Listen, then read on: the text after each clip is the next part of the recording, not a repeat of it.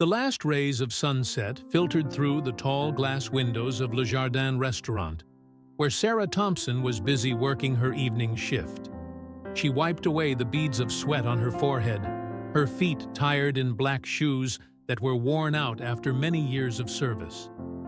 The scent of high-end dishes, fragrant beef Wellington, pan-seared salmon, and elegant citrus sauce mingled in the air, reminding her of the gap between the world of wealthy diners and the real world. Live your simple life. Sarah has worked at Le Jardin for 4 years, long enough to understand that customers here don't just come for the food. They come for status, for the luxurious space with sparkling crystal lamps and expensive art paintings on the walls. And tonight, the restaurant has a special guest, Charles Montgomery III, one of the wealthiest and most powerful businessmen in New York City. Whispers about his 60th birthday party had spread throughout the restaurant for days. Sarah could feel the tension in the kitchen, where the chefs were rushing to perfect the most perfect dishes.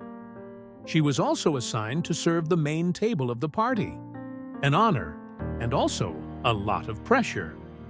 As the first guests began to arrive, Sarah observed them in their splendid evening gowns. Intricately embellished evening gowns, meticulously tailored suits, and diamond jewelry sparkled under crystal lights. Every step they take exudes confidence and power. Sarah reminded herself to stay calm and professional, even though she felt like a stranger in the space where she worked every day. Charles Montgomery III appeared at exactly 8 p.m. in a crisp white suit and a familiar smug smile. He walked in like a king, and the crowd immediately turned towards him. Cheers of happy birthday rang out. Sarah felt her heart beat faster as she approached the main table to serve the opening drinks. "What special do we have tonight?" Charles asked, in his characteristic high-pitched voice, his sharp eyes scanning the crowd. Sarah poured the champagne skillfully, trying not to let her hands shake.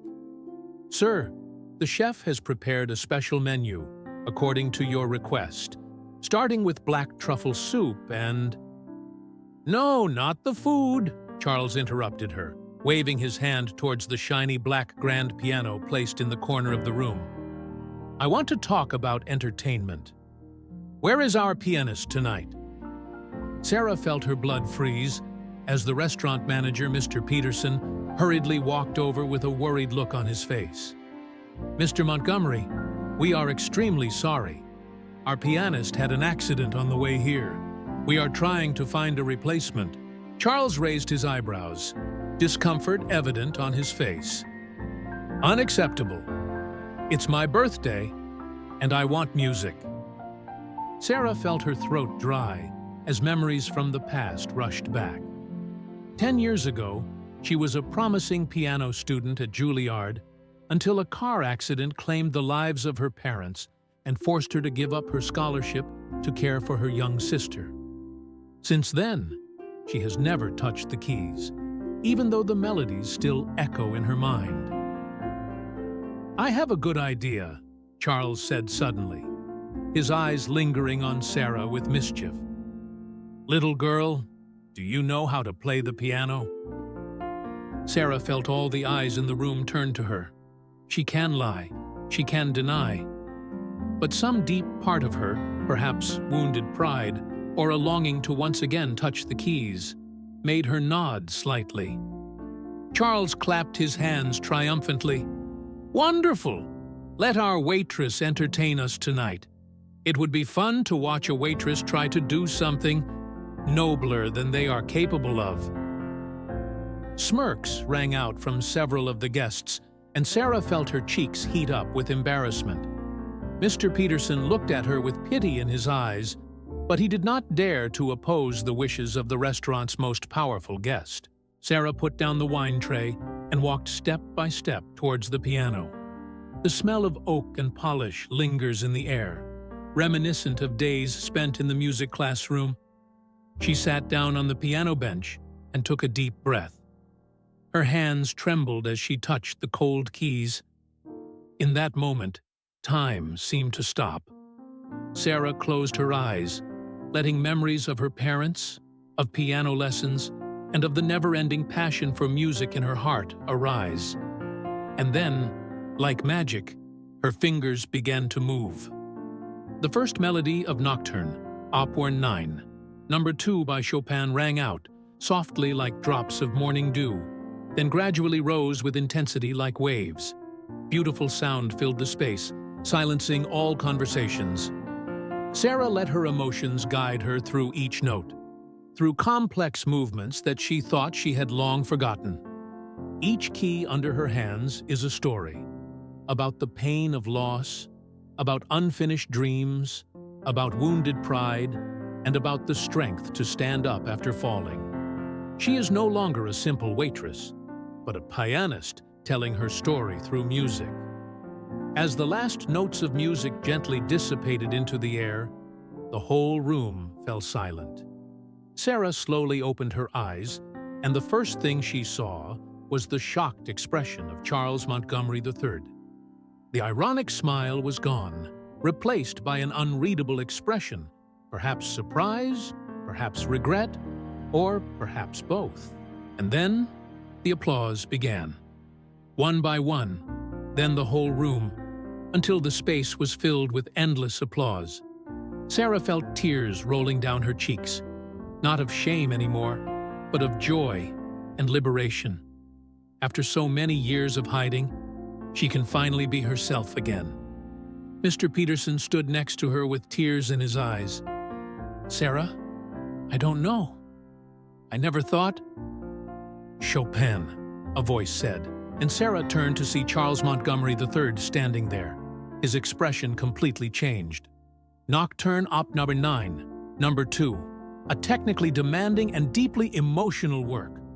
"Where did you study?" Sarah stood up, trying to stay calm even though her heart was still beating very fast. "Juilliard, sir. But I had to drop out. Because of family circumstances," Charles continued, his voice losing its usual harshness. "I understand.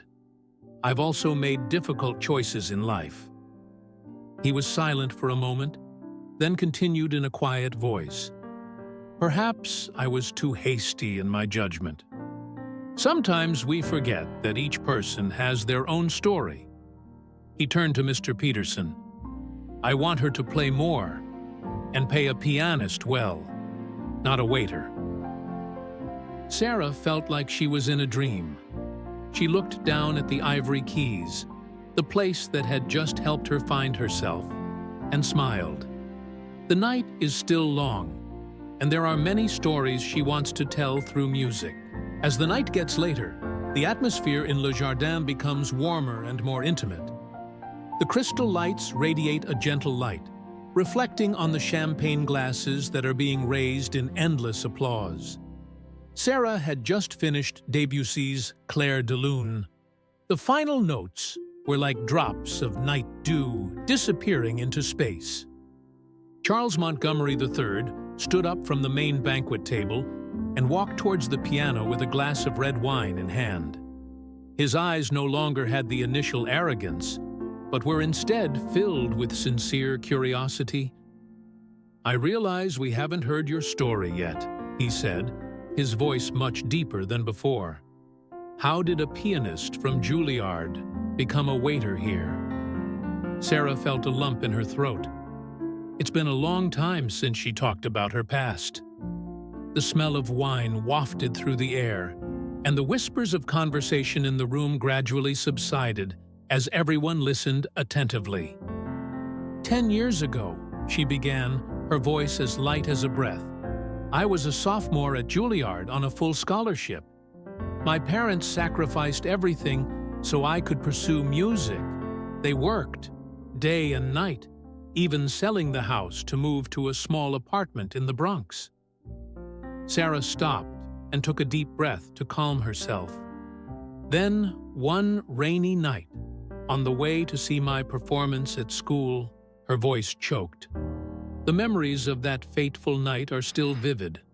The sound of the phone ringing in the middle of the night, the feeling of the ground collapsing under her feet when she heard the news, and her 12-year-old sister, Amy, crying in her arms. They had an accident. The truck lost control in the rain. Sarah couldn't continue. Charles put down the glass of wine, his face showing pain. And she had to give up music to take care of her sister. Sarah nodded, her tears glistening in the light. Amy was only 12 years old. There was no other choice. I couldn't leave her in an orphanage. I left Juilliard, found work wherever I could, and finally settled here at Le Jardin. "And how is your sister now?" a female guest in a bright red dress asked, her voice full of sympathy. A small smile appeared on Sarah's lips. "Amy just graduated from Columbia University with a full scholarship in software engineering. She's much smarter than me." The pride in Sarah's voice made many people in the room blink with emotion.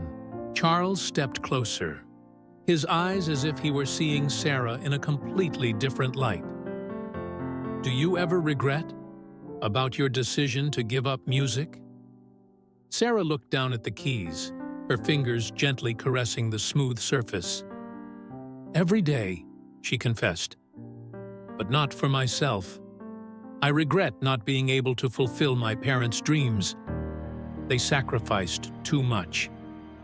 "But you sacrificed more than that," Charles said, his voice low. "And tonight, through her melodies, I realized that music has never left her. It is still there, in every note, in every emotion." Sarah felt a warmth spread inside her heart. That's right. Even though she can no longer touch the keys, music is still an inseparable part of her soul.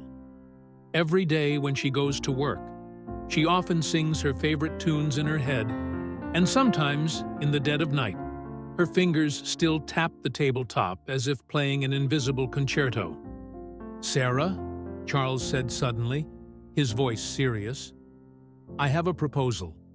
I'm the president of the board of directors of the Manhattan Conservatory of Music. We're looking for a piano teacher for a community music program for disadvantaged children. I think you would be perfect for this position." Sarah felt her heart stop beating. "But I haven't played the piano for many years. And still be able to play Chopin and Debussy like this?" Charles shook his head. "It's not just technique, Sarah. It's talent and soul. Children don't just need a teacher to teach them how to play. They need someone who understands that music can be such a source of strength in life." The whole room suddenly fell silent, waiting for Sarah's answer. She felt her mind spinning with thoughts and emotions. Part of her wanted to seize this opportunity immediately, the chance to return to music, to share her passion. But another part is afraid of failure, afraid of not being good enough, afraid of disappointing those who trust them. Sarah hesitated. "I don't know if I'm worthy." "Worthy?" Charles laughed lightly. "Let me tell you a secret. When I was young, I also took piano lessons.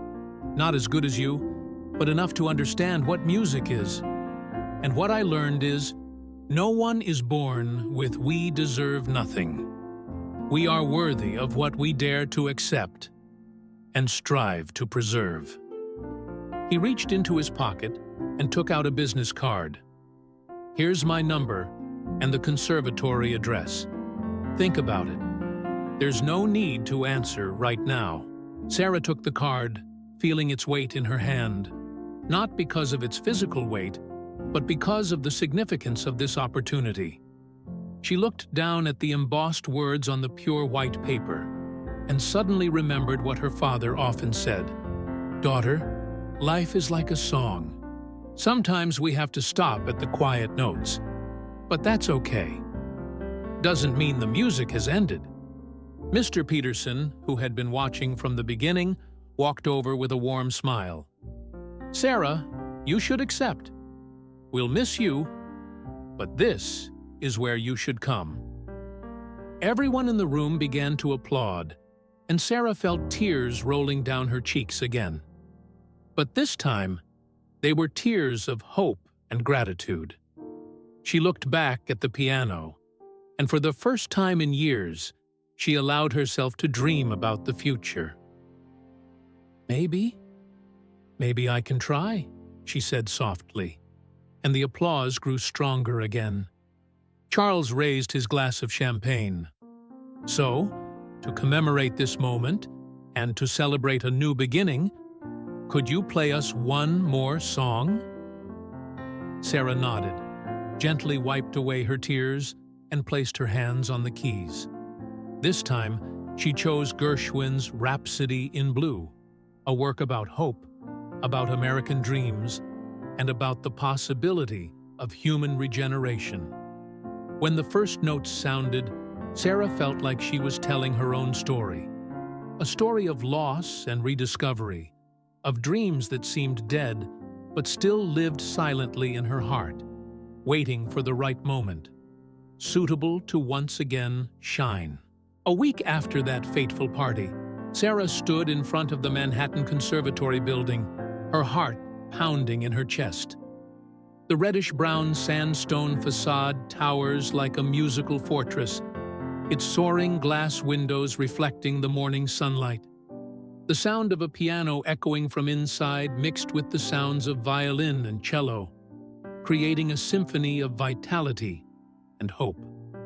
Sarah tightened her grip on the strap of her old handbag, which contained the music she had stayed up all night reviewing. Last night, she sat at the small electric piano that Amy bought as a gift from her part-time job, her fingers hovering over the keys until dawn. Each note is a reminder of the long road she has traveled, and perhaps of the new journey that is about to begin. "Sarah!" Charles Montgomery's familiar voice rang out from the front door. He walked out to greet her with a warm smile, no longer the arrogance of the powerful millionaire. "I'm so glad you came." They walked inside, Sarah's shoes echoing softly on the polished wooden floor. The smell of pine wood and piano wax wafted through the air, a familiar scent reminiscent of the days at Juilliard. Along the hallway, black and white photos of great musicians seemed to follow her every step. "Our community music program started 3 years ago," Charles explained as they walked down the hallway. "We accept students from disadvantaged areas of the city who don't have access to music education. Many of them have circumstances similar to your sister in the past." They stopped in front of an oak door. From inside came the chirping laughter of children. Charles opened the door, and Sarah saw before her eyes a spacious classroom with 5 vertical pianos and a grand piano in the middle of the room. About 15 children between the ages of 8 and 15 were sitting on folding chairs, looking curiously at her. "Children," Charles spoke up, "this is Miss Sarah Thompson, who will be teaching you piano starting today." Sarah felt a lump in her throat as she looked at the young faces before her. Each child has a story, a dream, and perhaps a future with music. She walked to the grand piano, took a deep breath, and began playing a simple tune, Beethoven's Für Elise.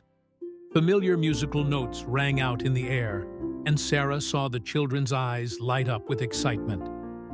At the end of the song, she turned around to face her classroom for the first time. "Do you know," she said softly, "music is more than just notes on paper. It is our story, the voice of our hearts, the way we share the impossible." Put it into words. A little girl sitting in the front row, maybe about 12 years old, raised her hand timidly. "Miss, can I learn to play that card?" Sarah smiled, remembering herself when she was 12 years old, when she first put her hands on the keys. "Of course. We'll start with the basics. Who wants to be the first to try it?" Nearly all the children raised their hands, and Sarah felt a warmth spread in her chest. Charles stood at the door, watching with satisfied eyes, before nodding slightly and leaving Sarah with her first class. The following weeks passed like a dream.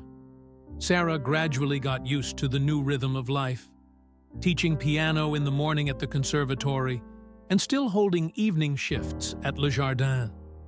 Every day, she learned something new from her students. Maria, the 12-year-old girl who raised her hand first that day, had small hands but was full of enthusiasm. Kevin, a 15-year-old boy living in the slums, has an amazing natural talent. And Lisa, the 8-year-old sister who always carries a stuffed rabbit, can memorize the melody after just one listen. One afternoon, as the last sunlight streamed through the classroom window, Sarah was sitting at the piano with Maria. The girl was struggling with a difficult part in Für Elise, her eyebrows furrowed in concentration. "I can't do it," Maria sighed after her 10th try. "My hands are too small." Sarah looked at the girl's slender fingers, remembering herself in the past. "You know," she said softly, "when I was your age, my hands were just as small. But my father said that it's not the size of our hands that determines what cards we can play, but the love we have for music." Maria looked up at her with curious eyes. "Is your father also a piano teacher?" Sarah shook her head, feeling a gentle nostalgia well up in her heart. "No, her father is a plumber, but he loves music. Every night, after working all day, he still takes the time to listen to her practice the piano. And when she gets discouraged, he always says that music is not a race, it's a journey." "Like you're teaching us now?" Maria asked, her eyes shining. "That's right," Sarah smiled, placing her hands on the keys. "Let's try again. This time, don't think about whether your hand is big enough or not. Think about the story you want to tell through these notes." Maria nodded, placing her small fingers on the keys again. This time, the melody flows more smoothly. Not perfect, but full of emotion and sincerity. When she finished, a bright smile appeared on her lips. "Miss Sarah," Maria said as she packed her things to go home, "one day I want to be a piano teacher like you." Sarah felt her heart warm. She looked out the window, where dusk was gradually falling over New York City, and suddenly realized that sometimes dreams don't always come the way we expect. Sometimes they come through winding paths, through losses and challenges, but in the end, they still lead us to where we need to go. The bell signaling the end of class rang, and Sarah stood up, gently stroking the top of the piano. In the late afternoon light, she could see her reflection on the shiny surface. No longer a waitress trying to hide her past, but a woman who had found her voice and purpose. Purpose of my life. 6 months passed like a song, and spring has returned to New York. Cherry branches bloomed outside the windows of the Manhattan Conservatory of Music, pink rose petals gently blowing in the wind like the notes of a spring symphony. Sarah was sitting in Charles Montgomery's office, her heart beating rapidly as she listened to his new proposal. "A charity concert," Charles said, his eyes shining with excitement. "To raise funds for a community music program. I want you and your students to perform, Sarah. This will be a chance for the world to see what we've done here." Sarah felt a slight tremor run down her spine. "But you've only been studying for 6 months." "And made great progress," Charles interrupted. "I listened to them practice. Maria with the Für Elise, Kevin with the first Moonlight Sonata movement, and especially the piano choir that she taught the class. It was exactly what we needed for the concert, this music." Sarah looked out the window, where cherry blossom petals were still blowing in the wind. "And you want me performing with my students Charles nodded. Rhapsody in Blue, the song you played on my birthday. But this time, with a piano choir of children accompanying us. We'll show New York that music isn't just for the privileged. Professional training at prestigious institutions belongs to everyone who loves it. Sarah felt tears welling up in the corners of her eyes. Over the past 6 months, she has witnessed miraculous changes in the lives of her students. Maria is no longer self-conscious about her small hands. Kevin found a way out of the difficult life in the slums. And Lisa, the girl with the stuffed rabbit, can now compose her own simple melodies. Okay, Sarah finally nodded. We will do this. The next 2 months passed in intense training sessions. Sarah spends every spare minute working with her students, adjusting every note, every beat. She gave up her job at Le Jardin to focus entirely on the show. Mr. Peterson hugged her tightly on her last day and said the restaurant's doors were always open to her, not as a waiter, but as a pianist. The night of the concert has finally arrived. Carnegie Hall shimmers in crystal lights. Rows of red velvet chairs are gradually filled with luxurious guests. Sarah stood backstage, her heart pounding as she looked at her students in the suits and evening dresses custom-made by Charles. Miss Sarah? Maria held her hand tightly, her voice trembling. I'm so scared. Sarah knelt down to the girl's level, looking straight into her big, watery eyes. You know, a long time ago, my piano teacher said something I'll never forget. Don't be afraid of making the wrong notes. Be afraid of not daring to play those notes. We've been practicing so hard, Maria. Now it's time to share our music with the world. The performance began with Maria and Für Elise. Her little fingers moved on the keys with renewed confidence, and when it was finished, the whole hall erupted in applause. Next was Kevin with Moonlight Sonata, then Lisa with her first composition. A simple but emotional melody about a stuffed rabbit and dreams. Finally comes the main performance. Sarah stepped onto the stage in a blue evening gown, a gift from Charles, the color chosen to match the spirit of Rhapsody in Blue.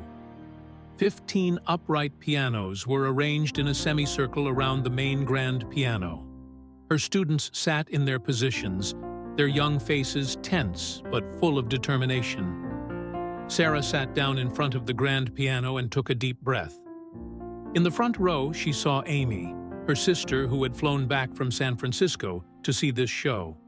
Next to Amy is Charles Montgomery, and most surprisingly, Mr. Peterson and the entire staff of Le Jardin. When the first notes of Rhapsody in Blue sounded under Sarah's fingers, the whole hall held its breath. And then, like magic, the piano choir of young students joined in, each child apart.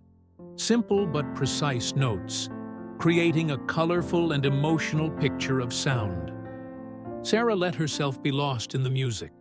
In this moment, every note under her hands is a story about dreams left behind, about loss and pain, about the love and sacrifice of parents, about sisterhood with Amy, about long nights of work, job at Le Jardin, and about the journey of finding yourself through teaching these children. As the last notes of music dissipated into the air, there was a brief silence before the entire hall erupted in endless applause. Sarah stood up, tears rolling down her cheeks as she bowed along with her students. From the front row, Amy was crying uncontrollably, and even Charles Montgomery had to wipe away the tears. After the performance, in the Carnegie Hall waiting room, Sarah was surrounded by loved ones. Amy hugged her sister tightly, saying her parents would be very proud. Mr. Peterson announced that Le Jardin will sponsor scholarships for 2 new students of the community music program. And Charles, with a warm smile, announced that the concert had raised enough funds to expand the program to 5 other locations in the city. But the most emotional moment came when Maria gently tugged on Sarah's sleeve. The girl handed out a small envelope. Inside was a homemade card with a drawing of piano keys. "Our classmates wrote this letter," Maria said softly. "We want to thank you for not only teaching us how to play, but also teaching us that music can change lives." Sarah hugged Maria tightly, feeling the warmth and pure love of childhood. She looked around the room, at the bright faces of her students, at Amy chatting happily with Charles and Mr. Peterson, looking at new and old friends sharing joy with each other. And in that moment, Sarah understood that sometimes what seems like the end is actually the beginning of a new journey. 10 years ago, she thought she had lost her musical dream when she had to drop out of Juilliard. But actually, that dream never died. It was just waiting to be reborn in a different way, to become something even more meaningful than what she had ever dreamed of. Outside Carnegie Hall, snow began to fall lightly, the first snowflakes of a New York winter. Sarah stood by the window, looking at the white snowflakes flying in the wind like the notes of an invisible music.